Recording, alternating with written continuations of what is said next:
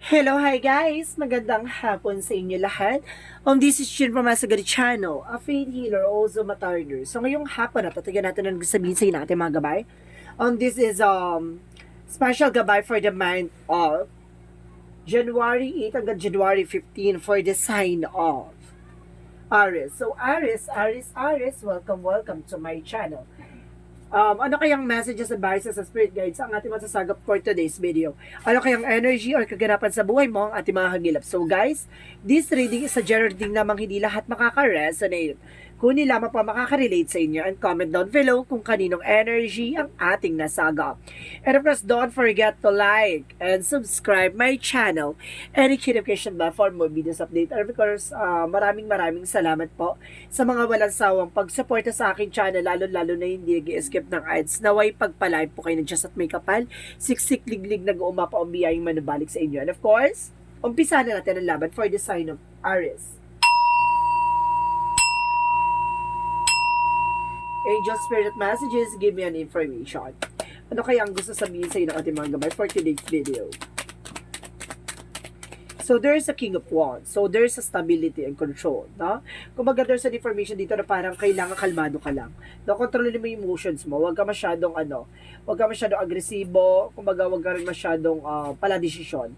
Or sinasabi sa'yo dito na kailangan mo lang maging mahinahon at kailangan mo lang kumalma. Ganun. Parang, kumbaga, kumbaga, yung emotional niya is a balance. Ganon. So, let's see what is additional messages. And because there's the word card, so there's a travel. So, there's an information dito, there's a success na mahahawakan mo. May makukuha kang success dito. The word represents a travel. Achievements. And because there's a Four of Pentacles, protect your power, protect your energy. Protection naman yung pinaghirapan mo dito, no? At the same time, kumbaga, maging aware ka sa mga bagay-bagay na nasa paligid mo, no? Dahil lalo na about sa finances, kailangan mo mag-budget.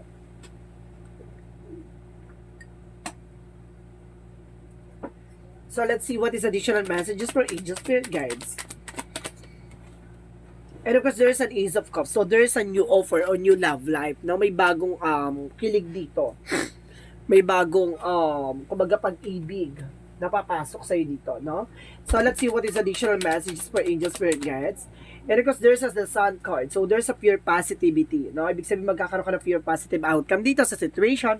And of course, suddenly sinasabi sa'yo dito na magtatagumpay ka. And there's an achievements talaga ako nakikita, no? There's an information na parang, diba, masisilaw yung tao sa'yo, kumbaga dahil sa, kumbaga meron kang katangian na something kakaiba dito na lalabas or something yung kumbaga yung ideas or something creativity, parang ikaw yung magkakaroon ng signature dito or signature, di ba? And of course, there's the King of Cups. So, there's a devoted and supportive person. May tao dito sumusuport at gumagabay sa'yo. At ang tao na to is mahal na mahal ka. So, oh my God. So, there's a person talaga, no? And because there's a Nine of Pentacles, so there's a financial windfall. Or either, mukhang lalakas or talagang yayabong ang iyong negosyo o hanap buhay. Or either, magkakaroon ka ng promotion pagdating sa trabaho. And because there's an Ace of Wands, so there's a new beginning coming in for you.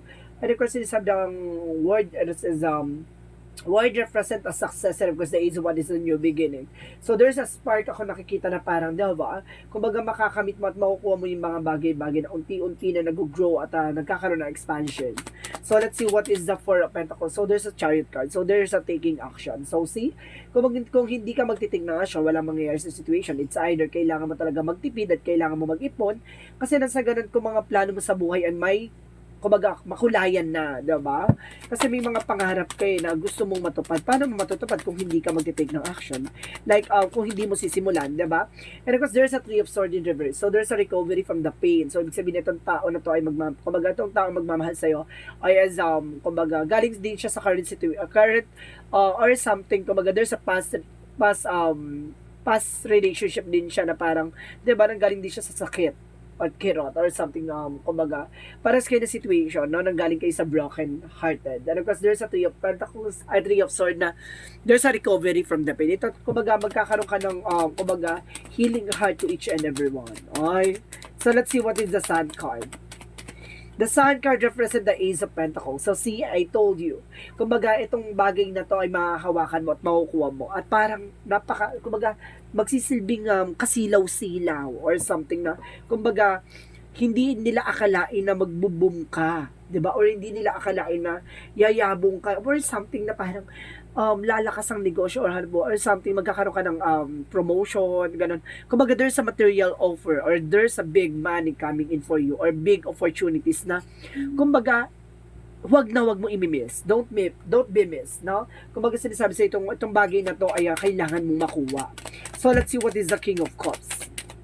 Parang there is a breakthrough, parang rising from the ashes, no? There's like a phoenix na, kumbaga pagkatapos mo, kumbaga patayin ng mga pagsubok, patayin ng mga sakripisyo, biglang mamamayagpag at biglang mabubuhay ulit, diba? Na parang, diba? I am the, kumbaga sasabihin sa'yo na, kumbaga parang masasabihin sa'yo ng sarili mo na I am indestructible, diba? Walang kahit na sino makakasira sa akin. Parang ganon.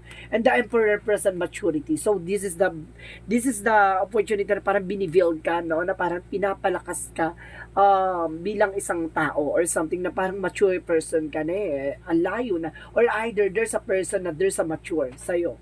So there is a King of Wands and of course the Nine of Pentacles represent the Ten of Pentacles. So see, there is a long-term success and long-term investment. Ayun nga eh, no? Yung emotional mo, yun yung magdadala sa'yo ng tagumpay dahil sa pagiging kumbaga pagiging kalmado mo, tas yung mga plano mo, pinag-iisipan mo na siya bago ka mag-take ng action or something, di ba? Kumbaga, matured ka na mag-isip na hindi ka na pala desisyon, yung parang pag may gusto ka, ilalaban mo. No. Kumbaga, pag alam mong hindi kaya, kumbaga, kumbaga nag-aantay ka ng oras at panahon. Ganon ka na mag-isip. Let's see what is the sun, the word card, and of course the Ace of Wands. So there's a tower moment. A big changes coming in for you. There's a big opportunities and big new beginning coming in for you. And of course, there's a Seven of Swords na there's a sneakiness. Mag-ingat ka ha. Kasi mamaya, kumbaga yung mga pinag-ipunan, pinag-ingatan mo, pinagpaguran mo, talagang pinag-investan mo or pinag-ipunan mo dito na maaring maloko ka. No? Mag-ingat ka sa investment ka. Kumbaga mag-ingat ka sa investment scam or something sa mga mangungutang or may mga guarantor dyan na, di ba? Kumbaga susubukan kang linlangin. Huwag ka magpapalinlang. And of course, let's see what is additional messages.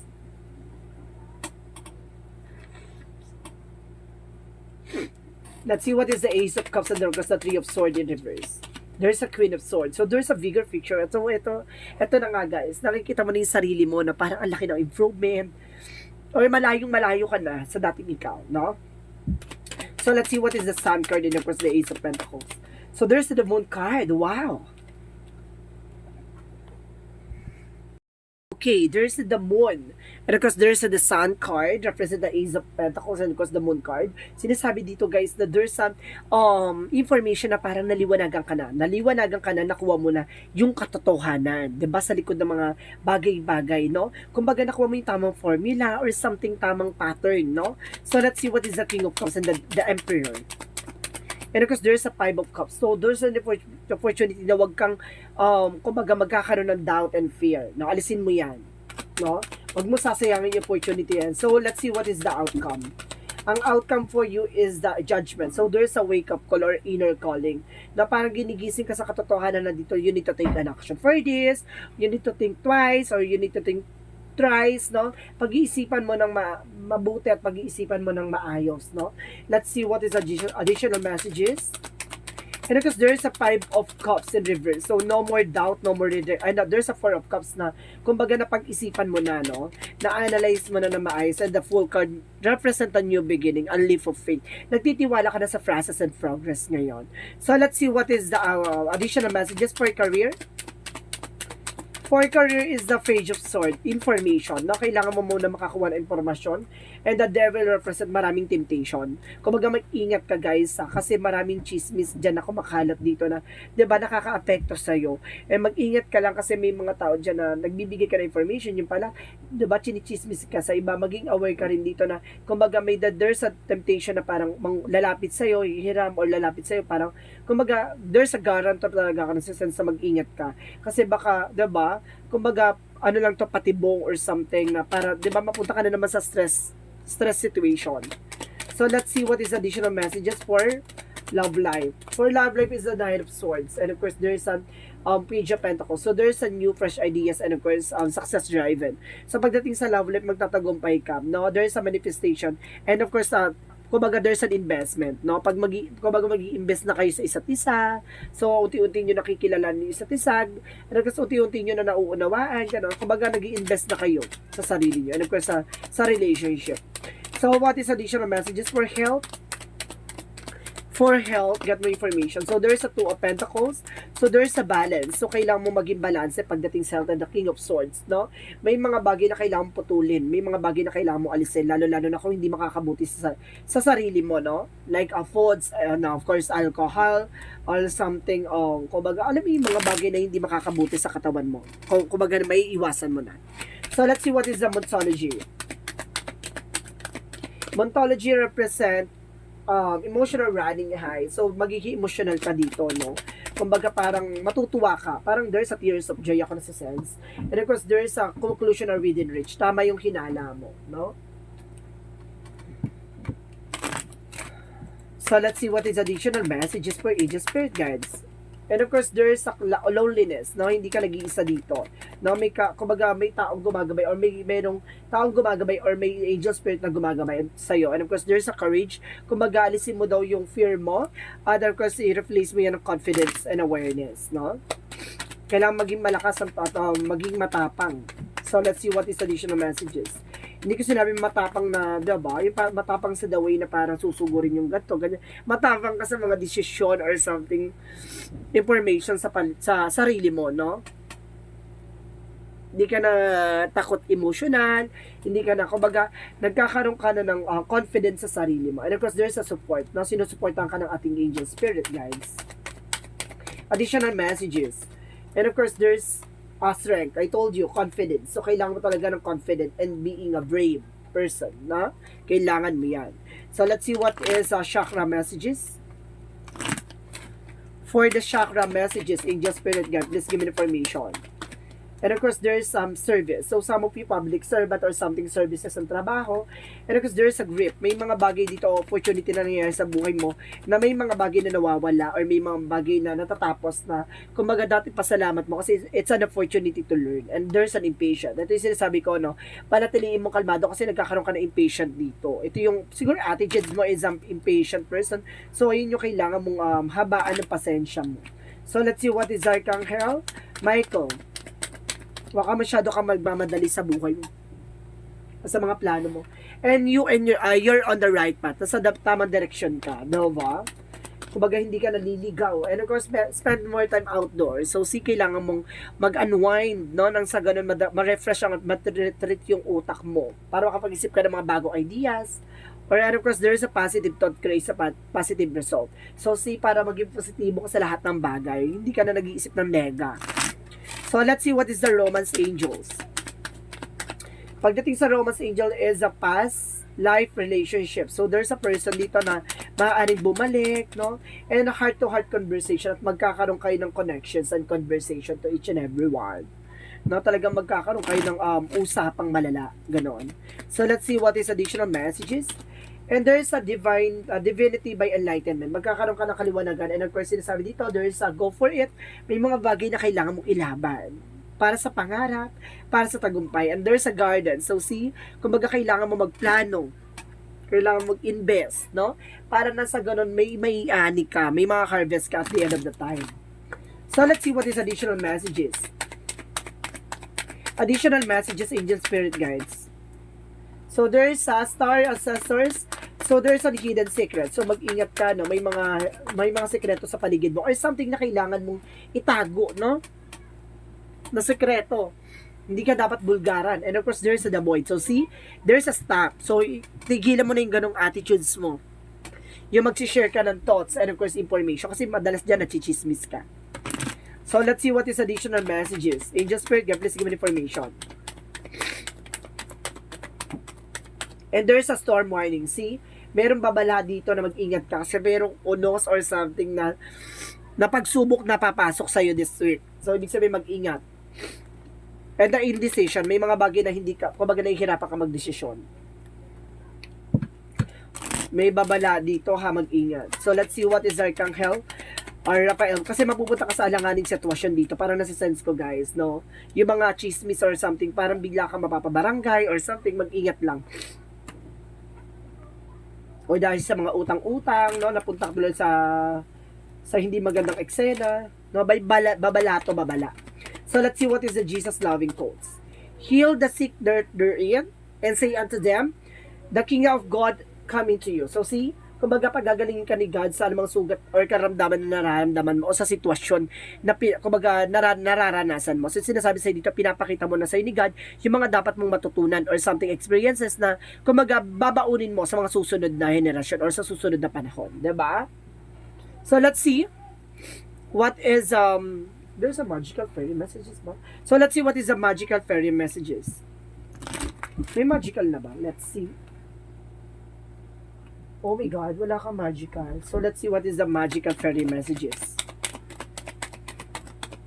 There is a debt paid off. So see, about the old weight and habits of debt is lifting for you your life. So yung mga binibit-bit mong mga pasanin or yung mga yung mga pinaghirapan mo ata, yan na sinasabi dito na yung mga matagal mo nang binibit-bit. So ibig sabihin dito may mga bagay na kumbaga iaangat ka na ni God, no? So let's see what is additional yin and yang oracle card.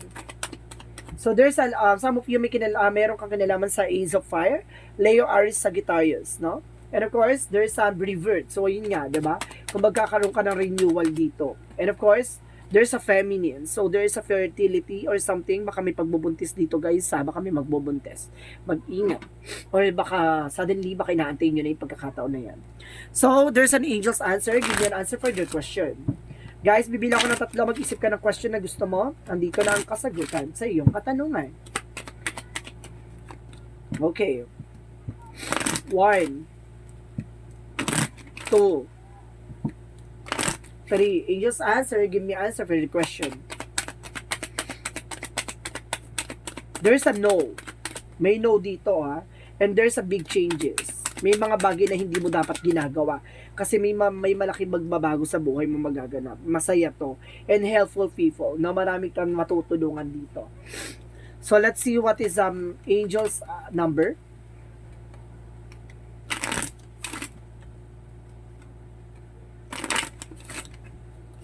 Angel's number, give me an answer for the question. So there's a 99, I am unique. So mayroon ditong part na parang kakaiba or something, uniqueness or something signature. Take the past for your lesson and leave it where it belongs so you can make the best of your life that is still waiting to be fulfilled by only you. So see, there's a lessons talaga na bibit-bit mo na there's an uniqueness na mga pinagdaanan. No, parang iba tong pagdadaanan mo na natural na pinagdaraanan ng ibang tao. So ibig sabihin ikaw ito iba yung ibibigay na lesson ni God sa'yo. So ibig sabihin kung matindi tong lesson, matindi rin yung surprises na kaakibat nito. So let's see what is the messages of life. Strength. So, kailangan mo maging matapang. At kailangan mo magkaroon ng confidence sa sarili mo. Alisin mo yung takot at pangamba mo kasi patitibayin ka nito ng sitwasyon at lahat ng pagsubok o experiences na matatamo mo. Challenges. So, let's see. Today, I maintain control of my emotional and of course, emotions. I rise above self-doubt. I affirm my own power and stand strong in my unshakable faith. Today, I know that I have the strength to overcome anything I encounter. I find my courage in the truth, holding tight to the force of love. I interpret over fear. So, ito yung aalisin mo yung takot at pangamba mo na kailangan mong maging matapang this time. Walang duwag sa pamilyang to. Ganon! Kumbaga sasabihin mo na parang kaya ko to, laban ko to at malalagpasan ko to. Ganun lang yan, no? So, this is a special gabay for the month of January 8 hanggang January 15 for the sign of Aries. So, Aries, maraming salamat for your wonderful reading. So, this reading is a general reading lamang, hindi lahat makaka-resonate. Kunin lamang po makaka-relate sa inyo and comment down below kung kaninong energy ang ating nasagaw. And of course, don't forget to like and subscribe my channel and hit notification bell for more videos update. And of course, maraming salamat po sa mga walang sawang pagsuporta sa aking channel, lalo-lalo na hindi nag-skip ng ads, naway pagpalain kayo ni Diyos at may kapal, siksik diglig nag-uumapa ang biyayang manabalik sa inyo. And of course, maraming salamat po and see you in the next video. Bye-bye and babush!